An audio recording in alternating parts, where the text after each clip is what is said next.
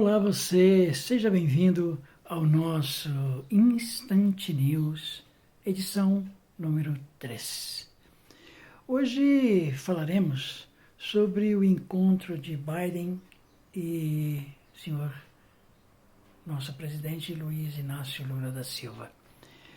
Neste encontro do Biden com o mandatário americano, é um encontro de suma importância para os trabalhadores que estão hoje sendo chamados de precariados. Nós sempre, os trabalhadores, sempre fomos precariados, né?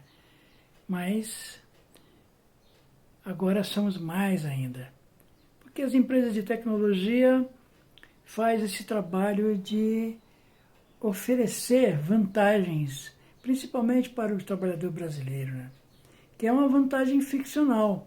Repare, se você pegar o custo que você tem para trabalhar, a condição humana que você tem para trabalhar, a disposição de horário que você tem para trabalhar, você tem que somar quanto é que realmente custa a sua vida. Porque você não presta apenas um trabalho, não presta apenas um serviço, você dispõe da sua vida. E o mais importante para o ser humano é a sua vida. Se você tem valor a dar à sua própria vida, você não pode vender a sua hora-vida pelo que eles te pagam, para nenhum tipo de trabalho. Então não há nenhum tipo de trabalho que compensa a perca da vida que você tem de tempo, né? Porque a vida, a sua vida, ela só é vida enquanto haja tempo de estar vivo. Se você morreu, acabou o tempo de vida e acabou o seu tempo. Portanto, o valor que a sua vida tem que ter, ele deve estar condicionado à qualidade de como você vive. Então, todos os trabalhadores somos explorados indevidamente explorados. Porque enquanto uns vivem muito bem, outros vivem muito maus. E existem os intermediários, que vivem razoavelmente bem, né? E dentro de um contexto de vida, de certa forma, razoável.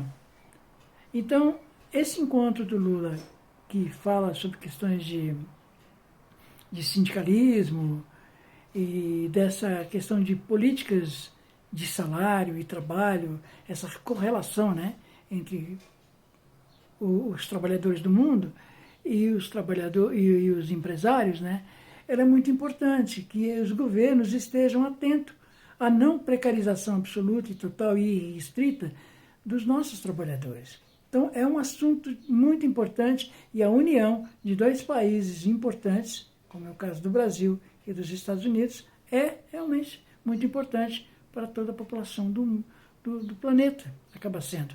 Porque em vários países do mundo está acontecendo a mesma coisa. Então, nós estamos precarizando o trabalho, enganando os trabalhadores que essa escravização ela é vantajosa porque ele tem liberdade, etc. É uma pseudo-liberdade, porque se ele não trabalha, ele não ganha. E se ele trabalhar pouco, ele vai ganhar pouco. E muito menos ganhará do que se trabalhasse na formalidade. Então, é uma maneira que os empresários encontraram de enganar essas pessoas. Eles sempre dão um jeito de nos enganar. A vida inteira foi assim. Você pega, por exemplo, o exemplo dos bancos, né? Eu trabalhei em banco.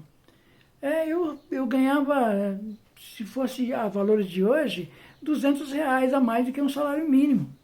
Então, assim, enquanto você tinha os caras ganhando 79% ao ano de lucro sobre os seus patrimônios, né, os funcionários ganhando R$200 de salário a mais para prestar horas infindas de trabalho. Porque, no mínimo, em qualquer lugar que você more, não importa se seja cidade grande ou pequena, você vai ter que se dispor no mínimo de 2 horas antes do seu início de jornada de trabalho e mais 2 horas depois. Então, se você trabalha 8 horas, a sua vida está disponível para o trabalho durante 12.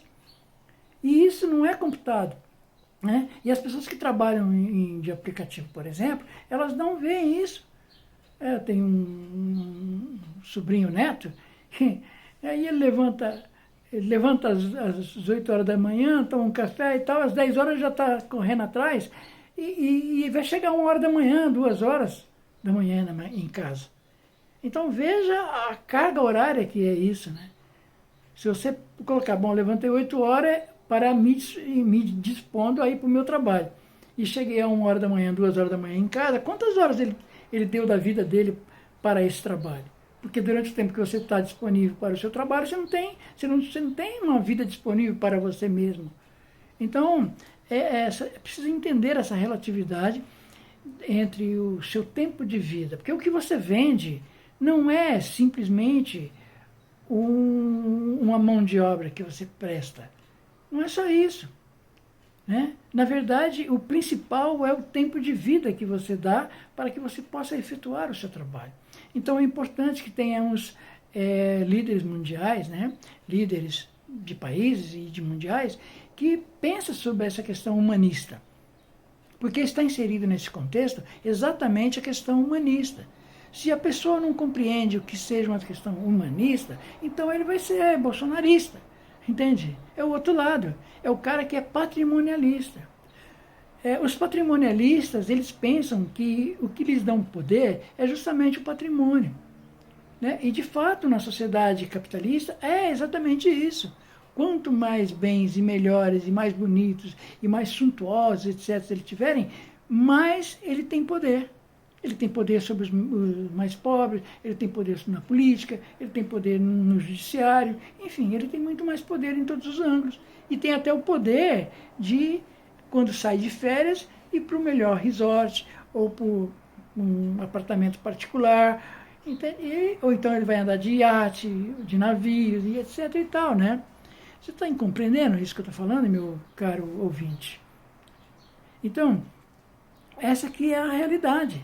E nós vivemos pela necessidade. Então, o povo brasileiro, principalmente, que é um povo carente, quase na sua totalidade, nós vivemos pelas nossas necessidades.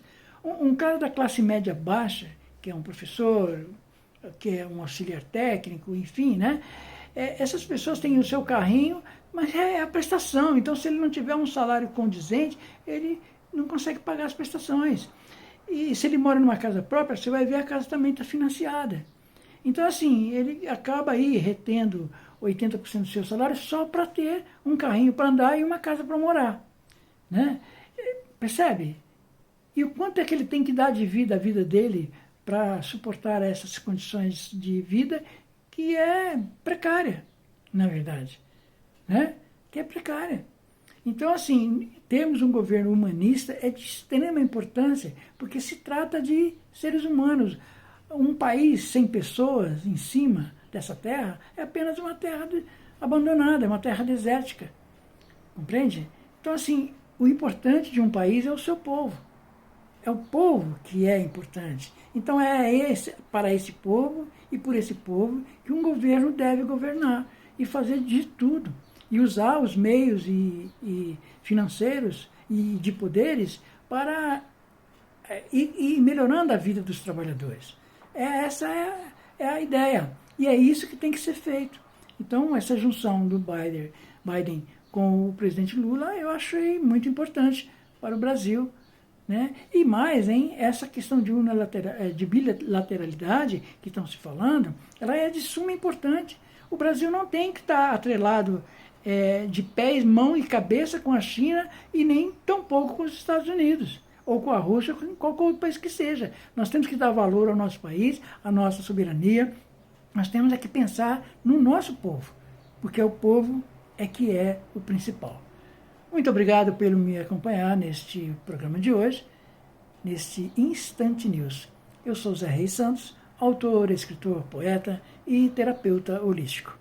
Fico feliz que você compartilhe, que você acene, que você comente, que você assine o canal, né? E que você esteja comigo. Vem comigo juntos, vamos juntos aí nessas análises, né? Sobre todos os aspectos da nossa sociedade, da nossa política, do nosso país, enfim. Grande abraço.